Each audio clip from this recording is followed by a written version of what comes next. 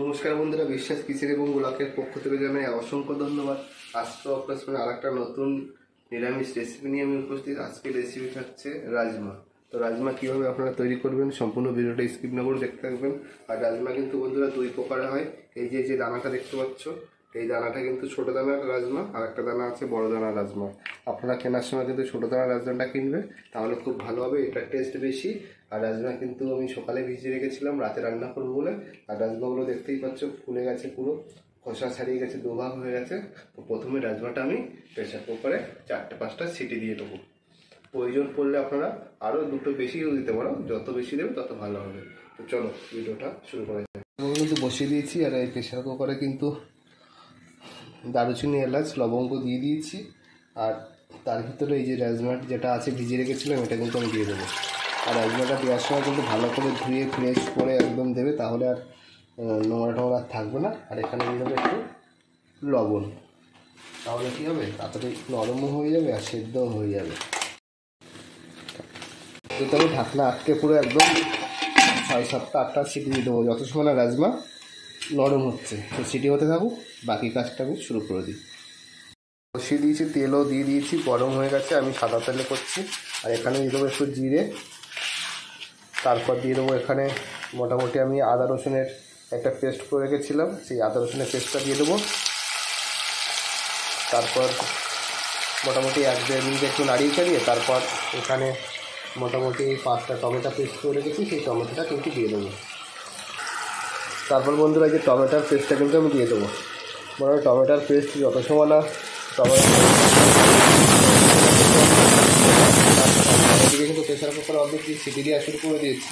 রাজমা দুদিকে বসিয়ে দিয়েছি, তাড়াতাড়ি হবে, এরকম নাড়তে থাকবো আমি। আমার কিন্তু দেখতেই পাচ্ছ টমেটো কিন্তু অলরেডি তেল ছেড়ে দিয়েছে। এখানে একটু স্বাদ মতো লবণ দেবো, কারণ আমি কিন্তু রাজমায় আগে থাকতে লবণ দিয়ে দিয়েছি, সেই জন্য বেশি এখন দেবো না, একটু কম দেবো। যদি পরে প্রয়োজন মনে হয় তাহলে আরেকটু দেবো। আর সাথে এখানে একটু দেবো হলুদ, আর দেবো একটু ধনিয়া পাউডার। কিন্তু এই নিরামিষের জন্য আলাদা সব প্যাকেট নিয়ে এসেছি, তো সেই জন্য প্যাকেট আর কী করে এই ছোটো কাটা হয়ে গেছে, ওরা বেশি রানিং করছে না। আর দিয়ে দেবো এখানে কাশ্মীরি মির্চি একটু কালারের জন্য, আর দিয়ে দেবো একটু জিরা পাউডার,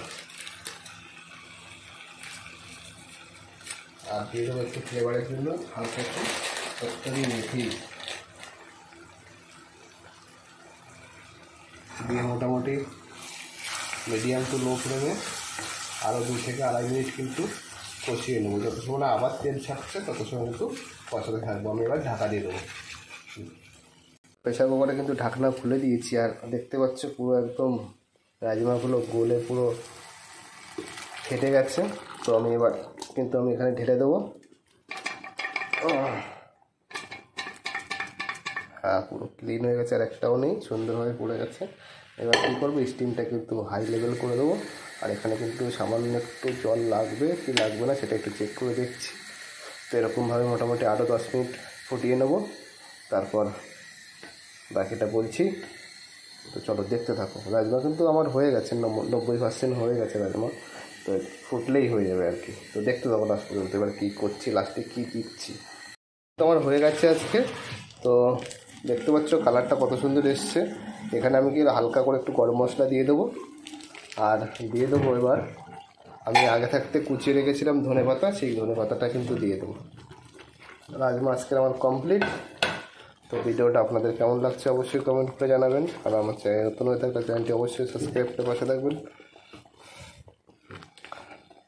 গরম গরম ভাতের সাথে রাজমা জমে যাবে। আপনারা পারলে জিরা রাইস করতে পারেন, সাদা রাইস করতে পারেন। আজকের মতো ভিডিওটাই পর্যন্ত, দেখার জন্য কোনো নতুন ভিডিওতে। তা চলো আমি একটা পাত্রে সার্ভ করে নিই। বন্ধুরা একটা পাত্র কিন্তু আমি নিয়ে নিয়েছি, এখানে আস্তে করে ঢেলে দেবো। রাজমার সেন্টটা কিন্তু খুব দারুণ বেরোচ্ছে কিন্তু। আর এটা রাজমাটা আমাদের বেঙ্গলও কিন্তু একটু কম চলে, পাঞ্জাবিরা বেশিই খায়।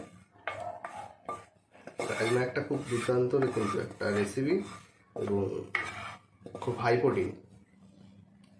তো দেখো কত সুন্দর হয়েছে, প্রত্যেকটা রাজমা কিন্তু গুলো গেছে।